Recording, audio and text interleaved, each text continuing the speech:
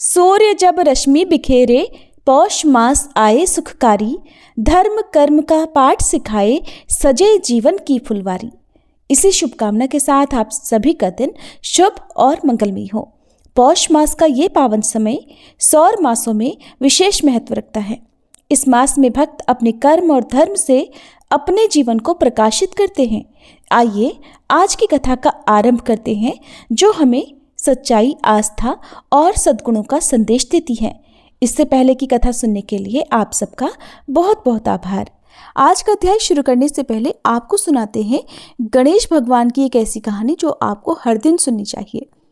एक गांव में एक बुढ़िया रहा करती थी। वो बहुत गरीब थी। रोजाना लकड़ियां बीनती और उन्हें बेचकर जो कुछ मिल जाता उसी में अपना गुजर बसर किया करती थी। एक दिन की बात है, बुढ़िया माई जंगल में लकड़ियां चुन रही थी। तभी उसे एक छोटा चूहा दिखाई दिया। सर्दी के मौसम में वो नन्हा सा चूहा ठंड से कांप रहा था।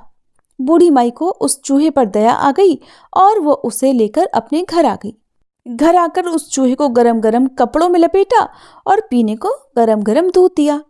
क्योंकि उस बुढ़िया माई का कोई भी नहीं था, तो उन्होंने उसे अपने बेटे की तरह पालना शुरू कर दिया। अपने बेटे की तरह प्यार करने लगी और उस चूहे का नाम भी उन्होंने रख दिया मूसा। धीरे धीरे सारे गांव वालों को पता चल गया कि बुढ़िया माई के एक मूसा नाम का बेटा है। अब समय बीतने लगा। एक दिन की बात है, उसी नगर के राजा के बेटे का विवाह था। पूरे नगर में से प्रत्येक घर से एक व्यक्ति बारात में जा रहा था। पड़ोसियों ने बुढ़िया माई से पूछा, माई, आपके घर से राजकुमार की बारात में कौन जाएगा? तो बूढ़ी माई बोली, मेरे तो मूसा के अलावा और कोई है नहीं, तो मेरे घर से तो मूसा ही जाएगा। आप सभी मेरे बेटे का भी ध्यान रखना और इसे बारात में साथ ही वापस लेकर आना।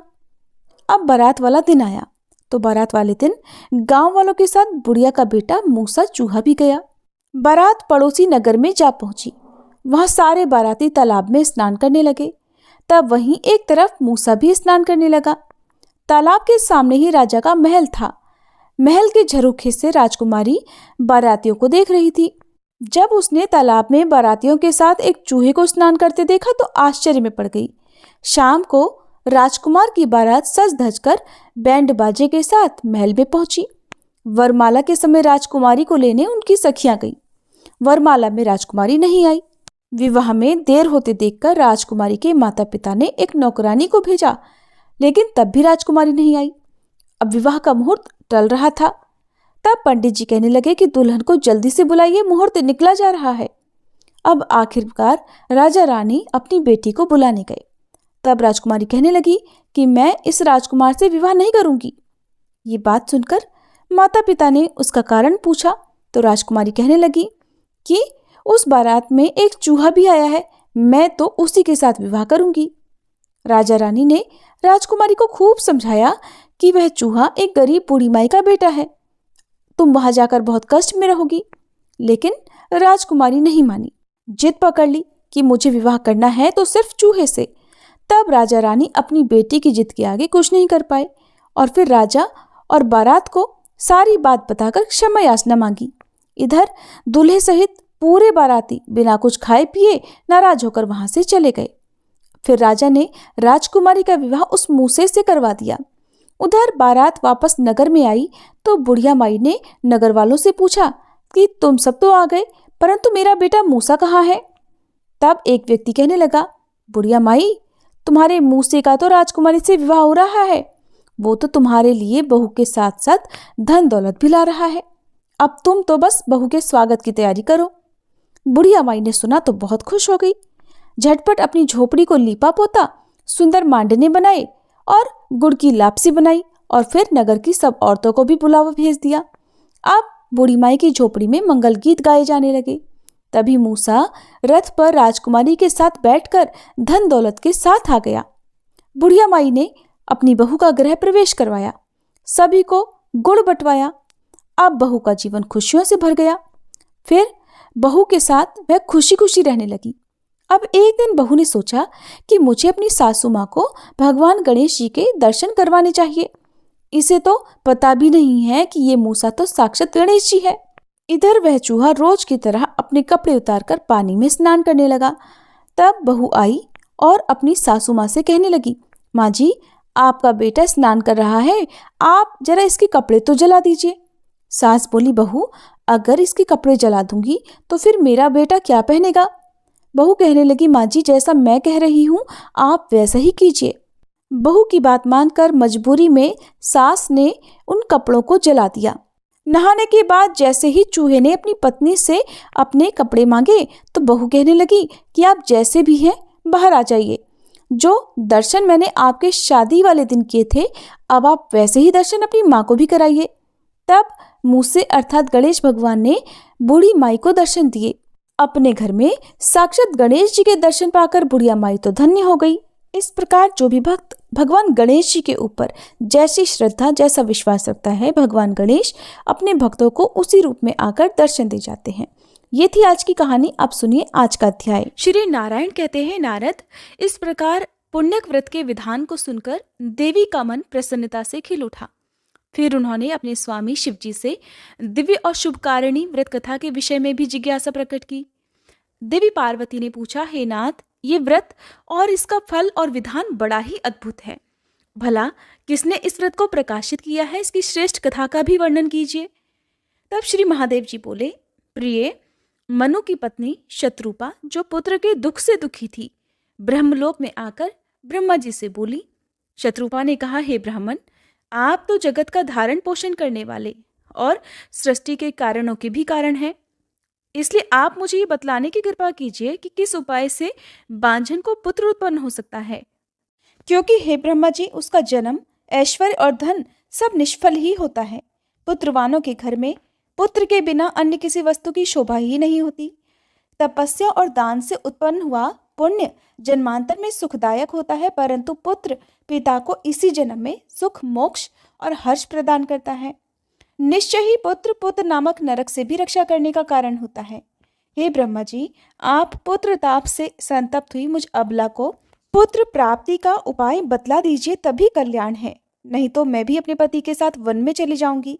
आप इस पृथ्वी को धारण करने वाली धन, ऐश्वर्य और राज्य आदि ग्रहण कीजिए, क्योंकि तात हम दोनों पुत्रहीनों को पुत्र के बिना इन सबसे भला क्या प्रयोजन है। साक्षात ब्रह्मा जी से ऐसा कहकर शत्रुपा फूट फूट कर रोने लगी। तब उसकी ओर देखकर कृपालु ब्रह्मा जी कहने लगे, वत्से, जो समस्त ऐश्वर्य आदि का कारण रूप, संपूर्ण मनोरथों को देने वाला और शुभकारक है, उस सुखदायक पुत्र प्राप्ति के उपाय का वर्णन करता हूँ, सुनो। हे सुव्रते, माघ मास के शुक्ल पक्ष की त्रयोदशी तिथि के दिन शुद्ध काल में सर्वस्व प्रदान करने वाले श्री कृष्ण की आराधना करके इस उत्तम पुण्यक व्रत का अनुष्ठान करना चाहिए। कण्व शाखा में इस व्रत का वर्णन भी किया गया है। इसे पूरे वर्ष भर करना चाहिए। यह सारी अभीष्ट सिद्धियों को देने वाला और सभी विघ्नों का नाश करने वाला है। व्रत काल में वेदोक्त द्रव्यों का दान करना चाहिए। शुभे, तुम भी इस व्रत का पालन करके श्री कृष्ण के समान पराक्रमी पुत्र प्राप्त करो।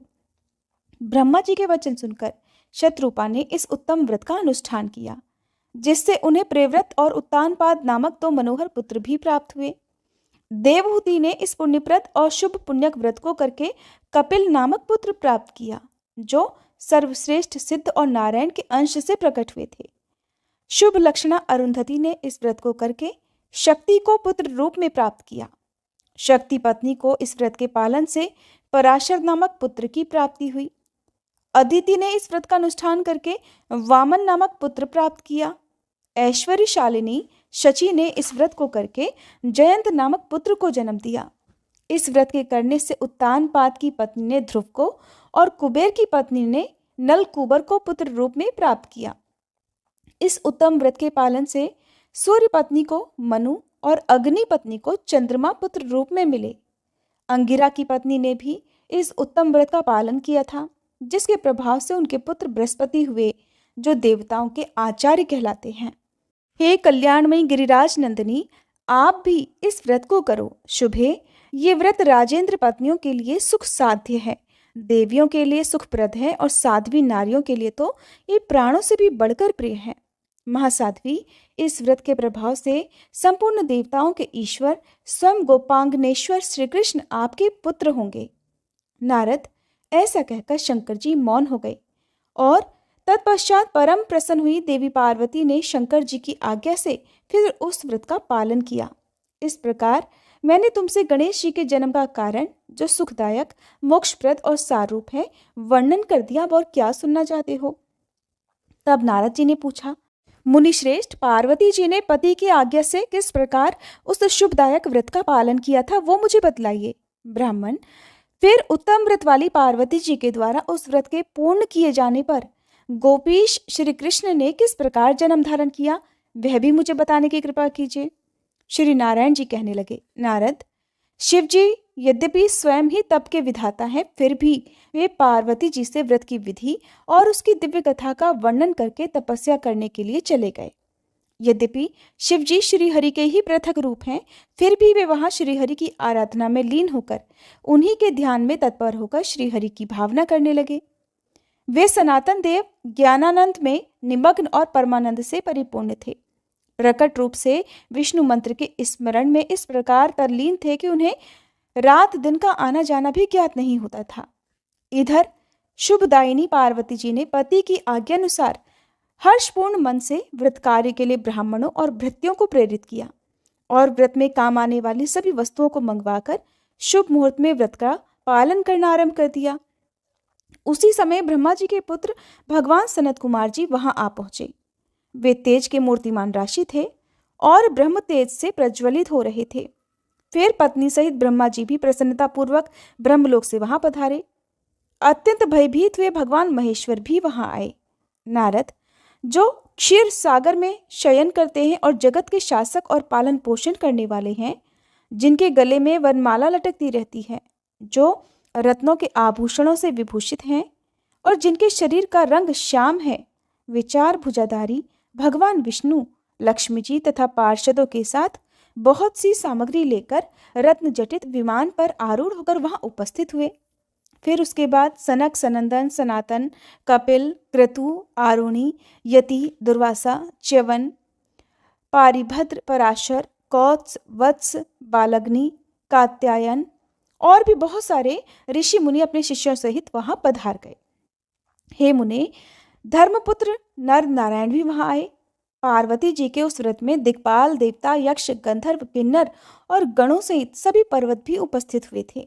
फिर भगवान शंकर ने आए हुए सभी अतिथियों को ऊंचे ऊंचे सिंहासनों पर बिठाकर उनका आदर सत्कार किया। पार्वती जी के इस व्रत में इंद्र दानाध्यक्ष, कुबेर कोषाध्यक्ष, स्वयं सूर्य आदेश देने वाले और वरुण परोसने के काम पर नियुक्त थे। उस समय दूध, दही, घी, गुड़, चीनी, तेल और मधु आदि की लाखों नदियां बहने लगी थी। इसी प्रकार गेहूं, चावल, जौ और चिवड़े आदि के पहाड़ों के पहाड़ लग गए थे।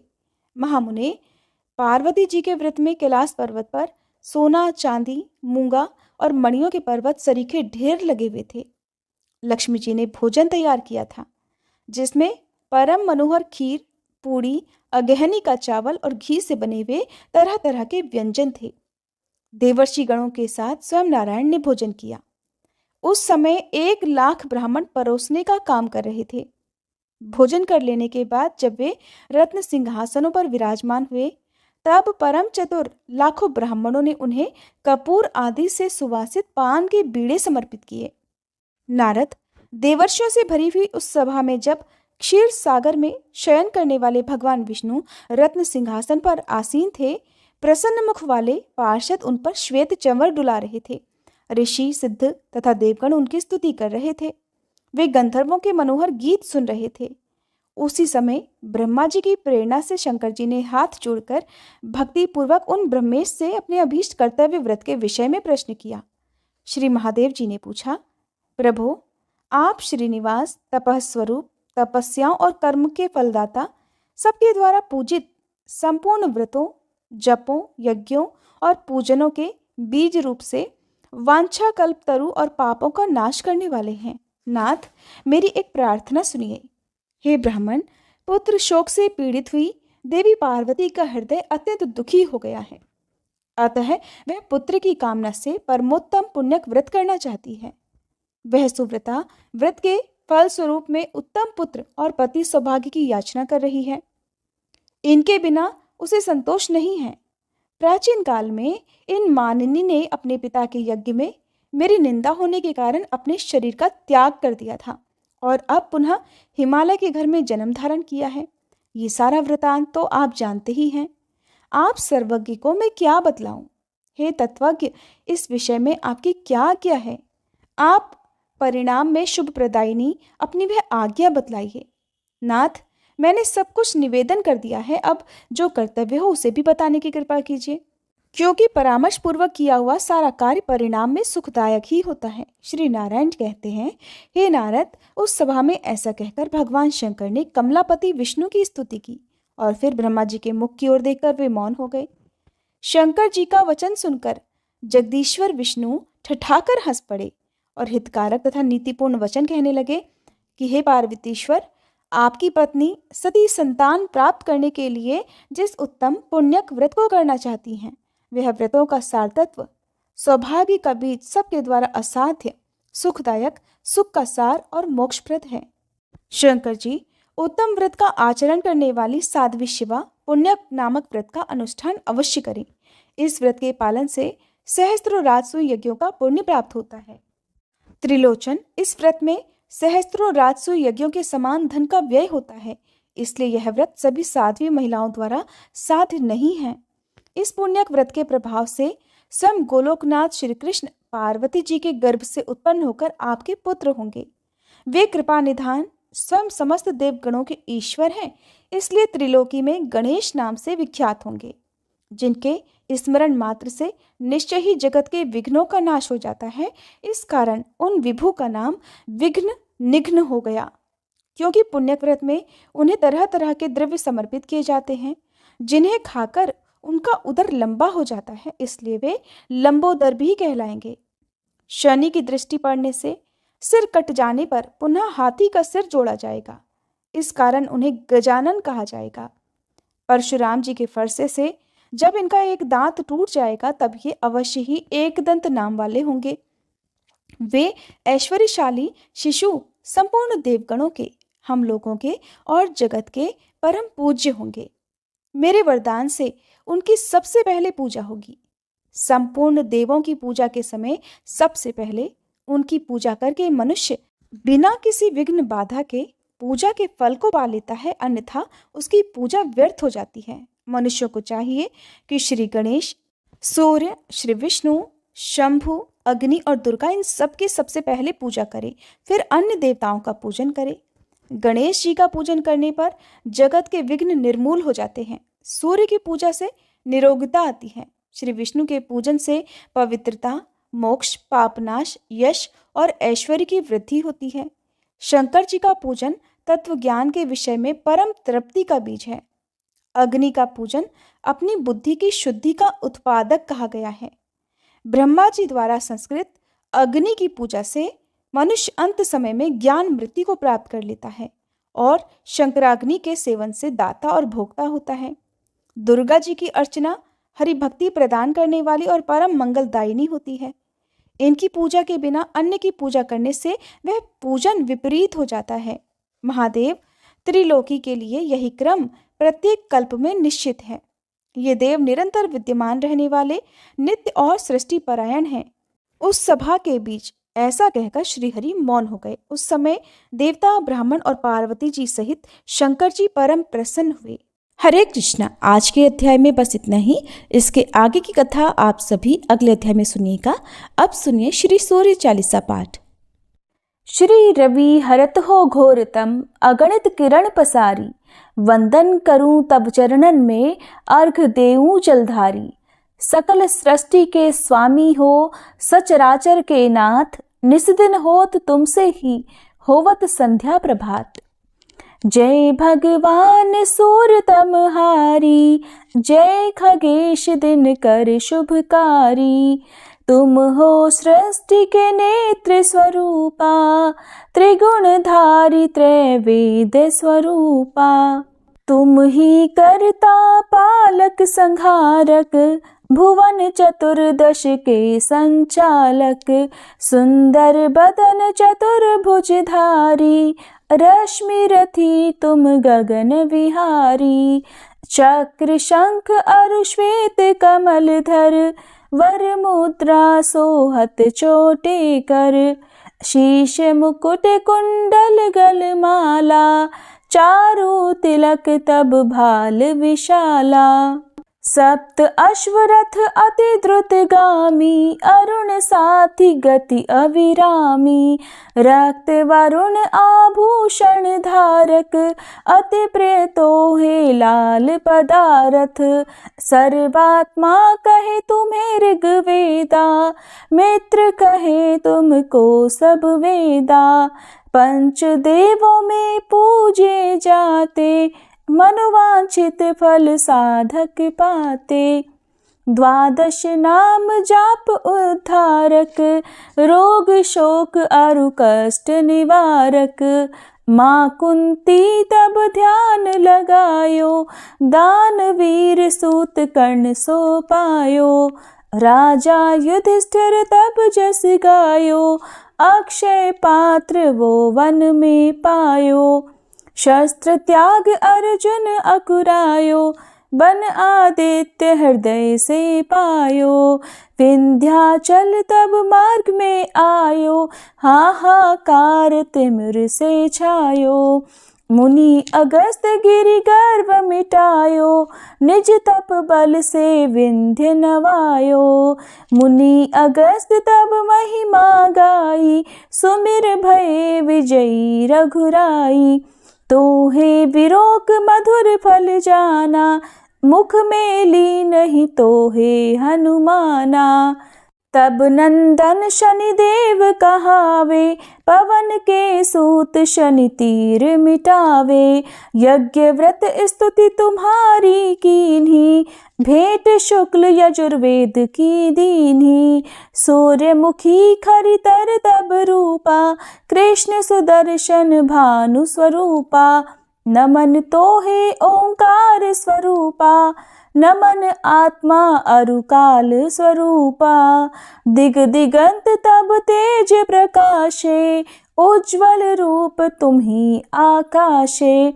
दश दिगपाल करत तब सुमिरन, अंजलि नित्य करत हैं अर्पण। त्रिविध ताप हरता तुम भगवन, ज्ञान ज्योति करता तुम भगवन। सफल बनावे तब आराधन, गायत्री जप सरल है साधन। संध्या त्रिकाल करत जो कोई, पावे कृपा सदा तब वोही। चित शांति सूर्यास्तक देव, व्याधि अपाधि सब हर लेवे। अष्टदल कमल यंत्र शुभकारी, पूजा उपासना तब सुखकारी। माघ मास शुद्ध सप्तमी पावन, आरंभ हो तब शुभ व्रत पालन। भानु सप्तमी मंगलकारी, भक्तिदायिनी दोषणहारी। रविवासर जो तुमको ध्यावे, पुत्रादिक दुख वैभव पावे। पाप रूपी पर्वत के विनाशी, व्रज रूप तुम हो अविनाशी। राहु आन तब ग्रास बनावे, ग्रहण सूर्यता को लग जावे। धर्म दान तप करते हैं साधक, मिटत राहु तब पीड़ा बाधक। सूर्य देव तब कृपा कीजे, दीर्घ आयु बल बुद्धि दीजे। सूर्य उपासना कर नित ध्यावे, कुष्ठ रोग से मुक्ति पावे। दक्षिण दिशा तोरी गति जावे, दक्षिणायन वो ही कहलावे। उत्तर मार्गी तोरो रथ होवे, उत्तरायण तब वो कहलावे। मन और वचन कर्म हो पावन, संयम करता भलित आराधन। भरत दास चिंतन करत घर दिन कर तब ध्यान, रखियो कृपा इस भक्त पे तुम्हारी सूर्य भगवान। ओम जय सूर्य भगवान, जय हो दिनकर भगवान।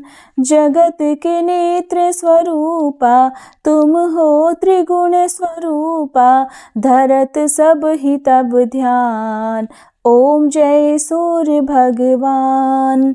सारथी अरुण है प्रभु, तुम श्वेत कमल धारी, तुम चार भुजाधारी। अश्व है सात तुम्हारे, कोटि किरण पसारे, तुम हो देव महान। ओम जय सूर्य भगवान। उषा काल में जब तुम उदयाचल आते, सब तब दर्शन पाते। फैलाते उजियारा, जागता तब जग सारा, करे सब तब गुणगान। ओम जय सूर्य भगवान। संध्या में भुवनेश्वर अस्ताचल जाते, गोधन तब घर आते। गोधूली बेला में हर घर हर आंगन में, हो तब महिमा गान। ओम जय सूर्य भगवान। देव दनुज नर नारी, ऋषि मुनिवर भजते, आदित्य हृदय जपते। स्तोत्र ये मंगलकारी, इसकी है रचना न्यारी, दे नव जीवन दान। ओम जय सूर्य भगवान। तुम हो त्रिकाल रचयिता, तुम जग के आधार, महिमा तब अपरंपार। प्राणों का सिंचन करके, भक्तों को अपने देते, बल बुद्धि और ज्ञान। ओम जय सूर्य भगवान। भूचर जलचर खेचर, सबके हो प्राण तुम्ही, सब जीवों के प्राण तुम्ही। वेद पुराण बखाने, धर्म सभी तुम्हें माने, तुम ही सर्वशक्तिमान। ओम जय सूर्य भगवान। पूजन करती दिशाएं, पूजे दश दिक्पाल, तुम भुवनों के प्रतिपाल। ऋतुएं तुम्हारी दासी, तुम शाश्वत अविनाशी, शुभकारी अंशुमान। ओम जय सूर्य भगवान। ओम जय सूर्य भगवान। जय हो दिनकर भगवान। जगत के नेत्र स्वरूपा, तुम हो त्रिगुण स्वरूपा, धरत सब ही तब ध्यान। ओम जय सूर्य भगवान। ओम जय सूर्य भगवान।